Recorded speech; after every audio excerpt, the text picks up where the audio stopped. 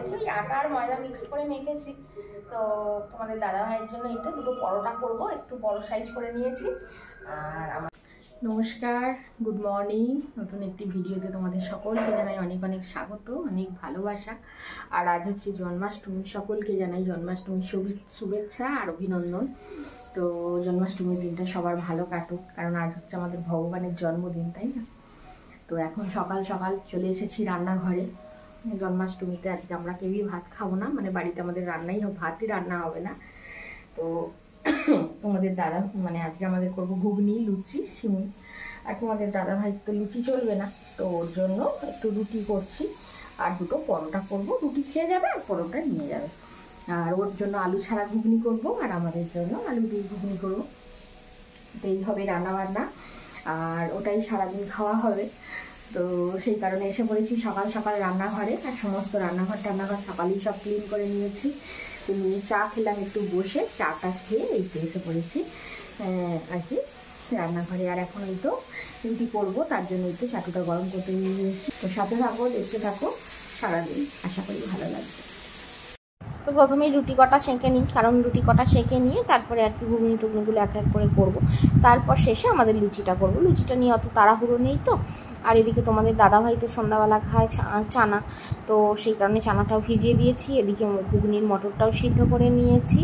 আর এদিকে রুটিটা হয়েও গেল। রুটিটাই তো ঢাকা চাপা দিয়ে রেখে দিয়েছি, ও যেহেতু খেয়ে যাবে সেই হেতু আর কি এমনি ডিশেই রেখেছি। আর এখন করছি একটু সুজি, আমাদের জন্য একটু সুজি বানাবো। আর ওদিকে ঘুগনির আলুটা আর কি কুকারের মধ্যে সিদ্ধ বসিয়েছি। তো এক এক করে রান্নাবান্না করতে থাকি টুকুর টুকুর করে। আর রান্নাবান্না করতে তো বেশ ভালোই লাগে আমার। তো যাই হোক, এদিকে ঘুগনিটা সুজিটা ভাজা হয়ে গেল আর কি। ওই জলটাও ঢেলে দিলাম। আর সুজি না একটু দুধ দিলে, সুজি সিমুই দুধ দিলে খুব সুন্দর হয়, কিন্তু শাশুড়ি মা তো দুধ খান না, এটা নিয়ে এক সমস্যা। তো যাই হোক, সুজিটা আমার অবশেষে তৈরি হলো। তো সুজিটাই তো এবার পিস পিস করে বেশ সন্দেশের মতো কেটে নিলে ভালোই লাগে, খুব একটা খারাপ লাগে না এইভাবে খেতেও। তবে দুধ দিলে যেন বেশি ভালো লাগে। আর দুধ দিয়ে সবাই পছন্দ করে, কিন্তু শাশুড়ি মা যেহেতু খান না, তো সেই কারণে আর কি দুধ দেওয়া হয় না। আর ওদিকে আমাদের ঘুগনিটা করবো, সেই জন্য ওই তো রেখে দিয়েছি। আর ওই আলুগুলো কুকারে দিয়েছি একটু গোটা গোটা করে, ওগুলো একটু বেশ ভেঙে ভেঙে দিলে ঘুগনিটা একটু গাঢ় মতো হবে, ভালো লাগবে। তো সেই কারণে আর কি আলুগুলো গোটা রেখেছি। আর এই দেখো, তোমাদের দাদাভাইয়ের ঘুগনিটা হয়ে গেছে, এবার আমাদেরটা করব। সেই জন্য একটু মশলা দিয়ে ভালো করে কষিয়ে নিয়ে করবো আর কি। আমাদেরটা একটু স্পাইসি করে করব। একটু স্পাইসি হলে আমার উৎসবের তো ভীষণ পছন্দের খাবার ঘুগনি লুচি হলে ওর আর কিছুই চাই না, এত ভালোবাসে ঘুগনি লুচি খেতে যে কি বলবো। ও তো সারাদিন আর কিছুই খাবে না, শুধু এই ঘুগনি লুচি খেয়েই থাকবে। তো সেই কারণে একটু মুখরোচক করেই করছি। আর সব রেডি হয়ে গেছে, শুধু এবার আটাটা মাখলেই হয়ে যাবে। লুচি করব কটা, আর তোমাদের দাদাভাইকে পরোটা করে দেবো। আর এখানে ওর জন্য ওই তো রুটি আর ঘুগনি রেডি করে নিয়েছি। ওর তো সুজি টুজি কিছুই চলবে না, তো এবার শশা কেটে দেবো ওকে একটু। এখন এই তো তোমাদের দাদাভাইকে খেতে দিয়ে দিলাম, খেতে দিয়ে আর এই তো ময়দাটা মাখতে বসে পড়েছি। ওই আটা আর ময়দা মিক্স করে মেখেছি। তো তোমাদের দাদাভাইয়ের জন্য এই তো দুটো পরোটা করব, একটু বড় সাইজ করে নিয়েছি। আর আমাদের জন্য ওই লুচি করবো আর কি। তো চলো, ওরও আবার সময় হয়ে যাচ্ছে, ঝটপট করে নিতে হবে। তারপরে আবার তো সংসারের অনেক কাজ থাকে, একটা দুটো কাজ তো নয়, তাই না? চলো তাড়াতাড়ি করে নিই। আর এখন তোমাদের দাদাভাইকে টিফিনটা আবার গুছিয়ে দিয়ে দিচ্ছি। আর ওর জন্য না দুটো পরোটাই করেছি, কারণ আমরা লুচি খাবো।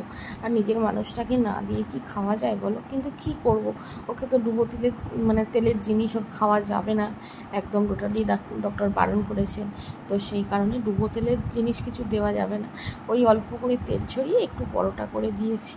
তো সেই কারণে আর কি ও পরোটা আর এই ঘুগনি নিয়ে যাবে। একটু ফল কেটে দেবো, শসা দেবো, এগুলো আছে তো ওগুলো দেবো, দিয়ে ওকে রেডি করে দিই। ও এবার ওর মতো বেরিয়ে যাবে। তারপর আমি লুচিটা ভাজবো আর কি। এখন চলে এসেছি লুচি ভাজতে। তো অনেক কটা লুচি আমার ভাজা হয়েও গেছে, তো কিছুটা বেলতে বাকি ছিল, তো সেইগুলো আবার ভাজছি। আর এই তো তেলটা গরম হয়নি, দিয়ে দিয়েছি, তো লুচিটা ফুটতেই চাইছে না। তো একদম তেলটা কমেই এসেছে, কিন্তু আর তেল দেবো না, কারণ পোড়া তেল রাখলে না খাওয়া যায় না পরে।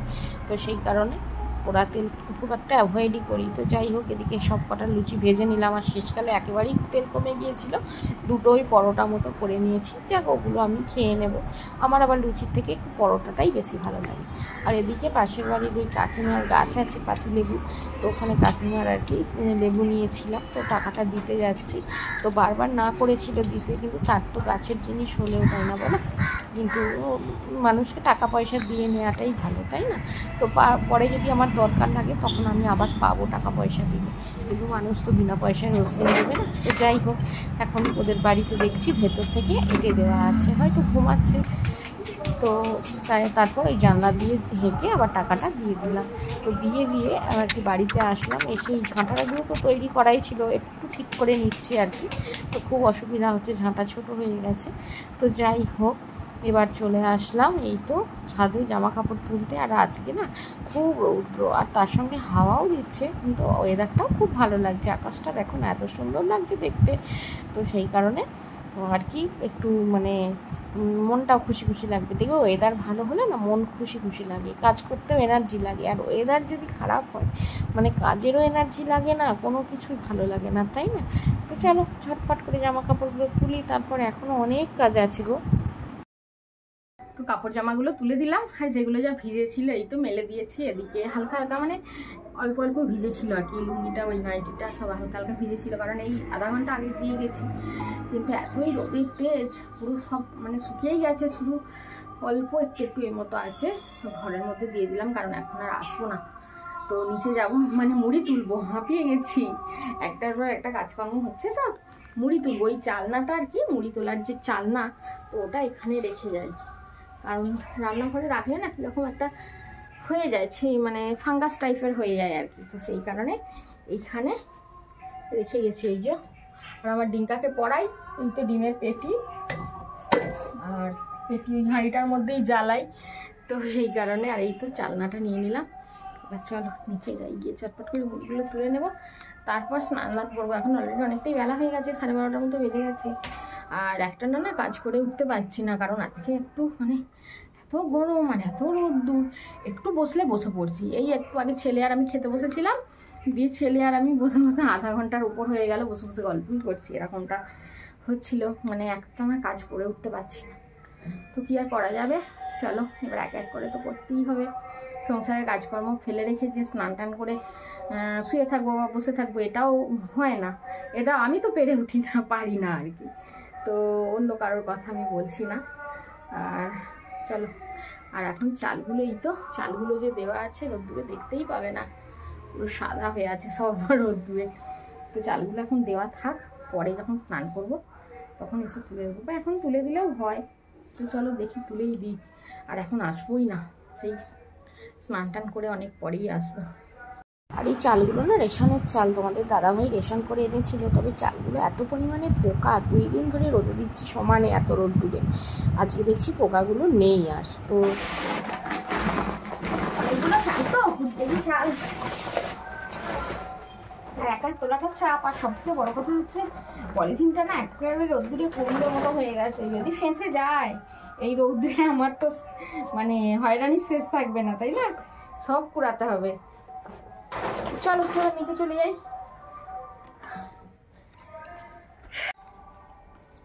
এই তো চালনাটা নিয়ে নিয়েছি, এবার গিয়ে মুড়ি চালতে হবে।